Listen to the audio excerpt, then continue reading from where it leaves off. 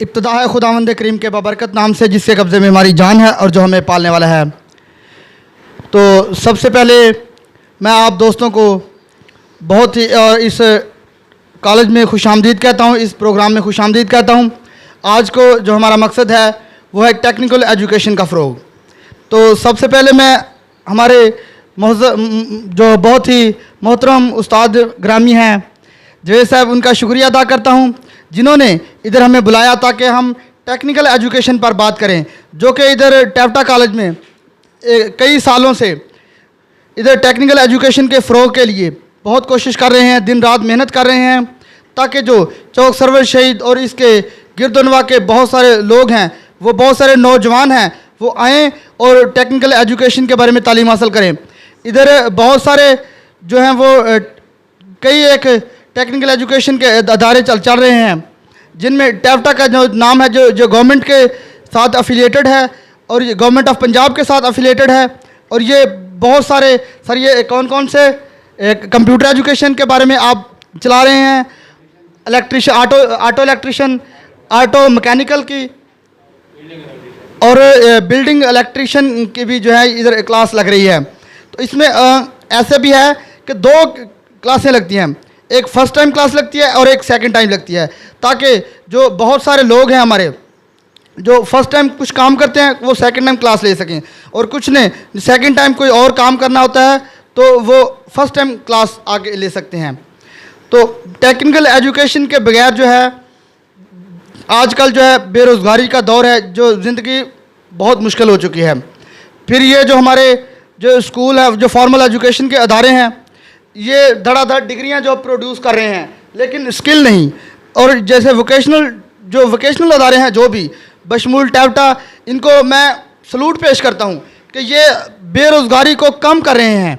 तो बेरोज़गारी जो है एक बहुत बड़ा मसला है और इस मसले को दूर करने के लिए हम सब ने अहद करना है कि हमने टेक्निकल एजुकेशन को फ़रोग देनी है और ख़ुद भी टेक्निकल एजुकेशन की तरफ आएँ और कोई ना कोई स्किल अपने अंदर जो है वो लेके आएँ।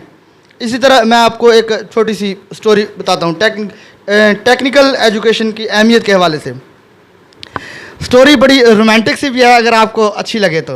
अगर आपको स्टोरी अच्छी लगे तो एंड में तालियां ज़रूर बजानिए, मुझे आपकी तालियों से पता चलेगा कि स्टोरी अच्छी थी। एक बादशाह होता है, उसका जो शहज़ादा है उसको एक आम सी एक घरेलू लड़की होती है, उससे प्यार हो जाता है। कि आप में से किसी को प्यार हुआ है? अच्छा, दिल दिया गल्ला ने, चलो ठीक है। एक आम सी लड़की से प्यार हो जाता है तो शहज़ादा अपने वज़ीर मशीर को भेजता है कि मुझे अपने बेटे के लिए रिश्ता चाहिए। वो जो उस लड़की का बाप होता है वो कहता है मेरी एक शर्त है। वो कहते हैं क्या शर्त है जी आपकी? वो कहता है आपका जो शहज़ादा है उसको कोई हुनर आता है? वो कहता है ये कैसी बात हुई, ये तो बड़ी बेतुकी बात है जी। बादशाह का बेटा तो उसको हुनर की क्या ज़रूरत है? फिर कहता है फिर जाओ मैं अपनी बेटी का रिश्ता नहीं देता। लेकिन जो शहज़ादा था उसका दिल आ गया था तो उसने कहा ठीक है मैं कोई हुनर सीख लेता हूँ। उसने कहा जो आसान हुनर है सबसे अपने वज़ीरों मशीरों का वो मुझे बताओ। उस दौर में जो कालीन साजी है उसका हुनर जो था बहुत आसान समझा जाता था। मुल्क के जो उस रियासत के उस इलाके के जो सबसे आला पाया के कालीन बाफ़ी के जो कारीगर थे उसको बादशाह ने हाज़िर कर लिया। उसने कहा जी इतने टाइम में मेरे बेटे को कालीन बाफ़ी का काम सिखा दो। उन्होंने सिखा दिया। एट द एंड जी शहज़ादे ने काम सीख लिया, उसको वो लड़की मिल गई। कहानी हमारी यहाँ ख़त्म नहीं होती।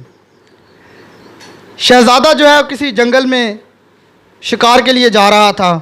उसको जो जंगली डाकू थे उन्होंने कैद कर लिया, कैद कर लिया। वो उससे मुशक्क़त वाला काम लेते थे, नमक पिसवाते थे, पत्थर जो थे वो तोड़वाते थे। शहज़ादे ने कहा आपको ये नमक वगैरह या पत्थर से कितने के पैसे मिलते हैं? मैं कालीन बाफ़ी का काम जानता हूँ, आप मुझे वो सामान ला के दें, मैं आपको कालीन बना के दूँगा, आप शहर बेच गए आपको अच्छा प्रॉफिट मिलेगा और मेरी भी ये सख्त मुशक्क़त से जान छूट जाएगी। उन्होंने कहा ठीक है। उन्होंने अगले ही दिन वो शहर गए, कालीन बाफ़ी का सामान ला दिया। उसने कुछ दिन लग के एक बहुत ही प्यारा सा कालीन बनाया। उसमें उसने फिर कहा जाके कि ये अपने फ़लाँ बादशाह को ये कलीन पेश करे, वो आपको बहुत ही आला इनाम कराम से नवाजेगा। उन्होंने ऐसा ही किया और उसी के वालिद को जाके दे दिया। जब उन्होंने खोला कलीन तो उसने अपने हुनर के ज़रिए, अपनी स्किल के ज़रिए ही उस कलीन में अपना सारा हाल अहवाल लिख दिया था कि मैं इनकी कैद में मुक़य्यद हूँ।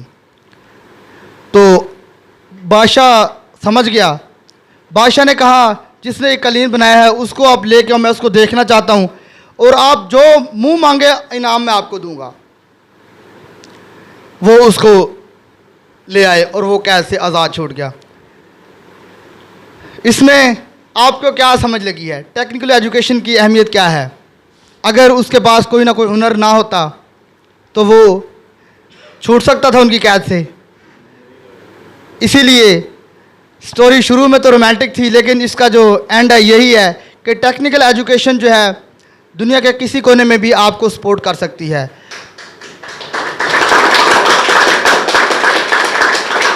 Thank you. आपके फैमिली चलाने के लिए ये टेक्निकल एजुकेशन सपोर्ट कर सकती है। आपका जो है मुल्क पाकिस्तान में बहुत ही अहम किरदार अदा कर सकती है। हमारे बहुत से भाई जो हैं ये छोटी छोटी स्किल्स हैं जिनके पास, वो दूर के मुल्कों में गए हुए हैं, जो बहुत सारा जो है पैसा बाहर से हमारे मुल्क में ला रहे हैं। उनको हम एक दफ़ा सब सलूट पेश करते हैं कि जो टेक्निकल काम करके हमारे मुल्क को सहारा देते हैं। तो इसके साथ ही अगर बहुत सारे टेक्निकल जो हुनर हैं, स्किल्स हैं, ऐसे भी हैं कि जिनका जो है बहुत जल्दी फ्रूटफुल नहीं होते, उनके लिए बहुत सी, जैसे अभी भाई ने कहा था कि ग्राफिक डिज़ाइनिंग आपको पसंद है, तो मैंने जब कंप्यूटर की बात कर रहा था उस वक्त भी मैंने कहा था ग्राफिक्स डिज़ाइनिंग एक ऐसी स्किल है जिसके लिए बहुत टाइम चाहिए, बहुत यूँ समझ लो जान जोखम का काम है। ठीक है, इसके लिए बहुत टाइम चाहिए, बहुत मेहनत चाहिए, लेकिन इसका जो फ़ायदा है वो बहुत ज़्यादा है। इसके जो आम दुनिया में आजकल इसकी अहमियत बहुत ज़्यादा है। जैसे जो लोग कोई भी काम कर रहे हैं, कोई भी स्किल में हैं, उनको अगर जल्दी उस पर कमांड नहीं हासिल हो रही या उसमें समझते हैं कि बहुत टाइम लग रहा है, तो वो परेशान ना हो, मायूस ना हो, वो एक दिन ज़रूर कामयाब होंगे। हाँ, उसकी इस तरह से मिसाल है कि जैसे एक जो होता है ना चाइनीज़ बांस का नाम सुना है कभी? बांस जो दुनिया का मशहूर बांस है वो चाइनीज़ बांस है। तो बांस का जो प्योर चाइनीज़ बांस का दरख्त होता है ना, वो मेरे भाई उसको ज़मीन में दबा दें, 5 साल उस पर आप मेहनत करते रहें। कितने साल? 5 साल उसको प्रॉपर हवा पानी सब कुछ मिलता रहे। 5 साल के बाद वो ज़मीन से नशोनुमा पाता है। और 5 साल में कोई आम दरख्त जो है वो कितनी दफ़ा फल दे देता है, उसकी लकड़ी कामयाब हो जाती है। तो अगर कोई आम बंदा हो तो वो 5 साल उस पर क्यों मेहनत करेगा? लेकिन आपको ये नहीं पता जब वो 5 साल के बाद फूटता है तो अगले 90 दिन में, कितने में? 90 दिन में 200 फुट का हो जाता है। कितने फुट का? 200 फुट का। इसका मकसद यही है कि आपने कभी भी कोई भी स्किल सीखने के लिए परेशान नहीं होना, लगे रहना, उसमें लगे रहना है, अपने आप को मज़ीद ग्रो करना है, अपने आप को मज़ीद उसके लिए बेहतर बनाना है, मज़ीद मुस्तहकम करना है। मुख्तलिफ़ दोस्तों से मिले, मुख्तलिफ़ उस्ताज़ कराम से मिले, मुख्तलिफ़ जो है आजकल जो प्रोग्राम हो रहे हैं, मुख्तलिफ़ वेबसाइट्स हैं जैसे यूट्यूब है और भी फेसबुक है, और भी इसको अच्छे तरीके के लिए इस्तेमाल करें। इसमें बहुत सारी वीडियोज़ मौजूद हैं जिसमें बहुत सारे हर टॉपिक पर तकरीबन लेक्चर जो है मौजूद हैं। Thank you. अगर आप मेरे साथ एक ज़ोर से नारा लगाएंगे, पाकिस्तान जिंदाबाद।